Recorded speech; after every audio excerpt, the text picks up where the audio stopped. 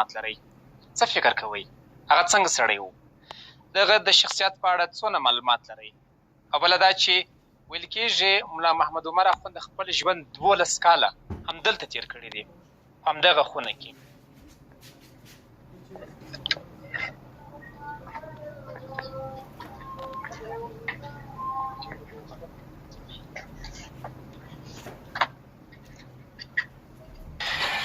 دا هغه اتاق دی چې ملا صاحب دلته وظیفه کوله. دا یې هم د اوسېدو ځای هم د خوب ځای دی.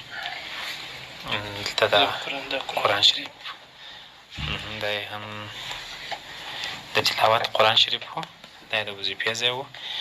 او دا ځای چې دی دا هم د اوداسه ځای دی او هم د امن داسې ځای دی که چې د تلاشي پر مهال دغه ځای خلاصېدی.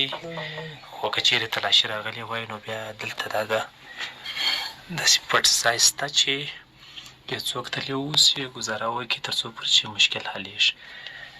تېره دروازه بنده کړه کوچنۍ. دغسې ځای و. دا داسې ځای دی چې دلته بیا که څوک اودس کوي کولی شي چې بوټ او چمپل هم دلې کښېږدي.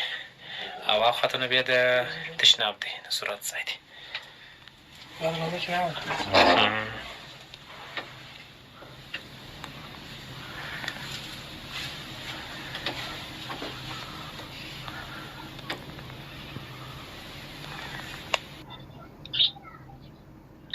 دوستانو 12 کاله لږ وخت نه دی.